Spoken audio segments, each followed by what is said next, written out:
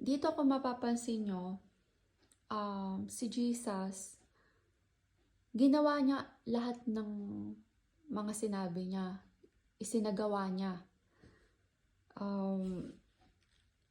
Yung minamak siya ng mga tao, binabato siya, pero hindi niya ito ginantihan kailanman. Minahal niya, pinakitaan pa rin niya ng mabuti.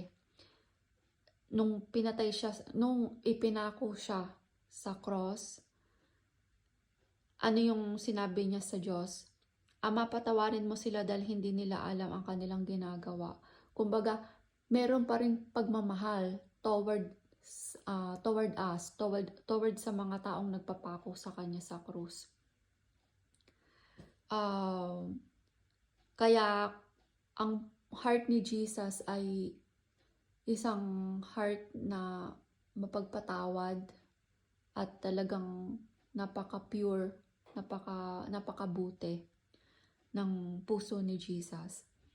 And ito yung dapat nating tularan.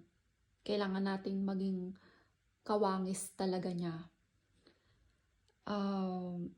Sa Mark 29,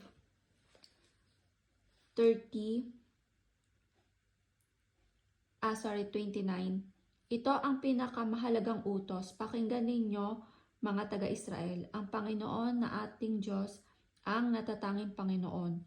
Kaya mahalin mo ang Panginoon mong Diyos ng buong puso, ng buong kaluluwa, ng buong pag-iisip at ng buong lakas.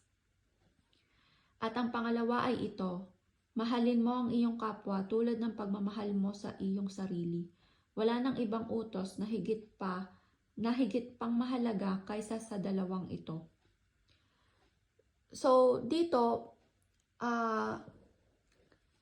kailangan mo munang mahalin ang Diyos para magawa natin lahat ng mga inuutos niya.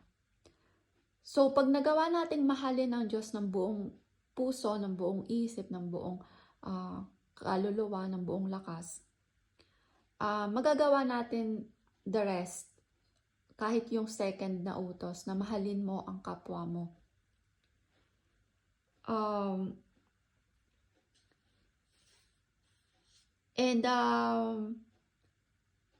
Kailangan nating makaya to in the name of Jesus. Kumbaga makakaya natin to in the name of Jesus, 'di ba?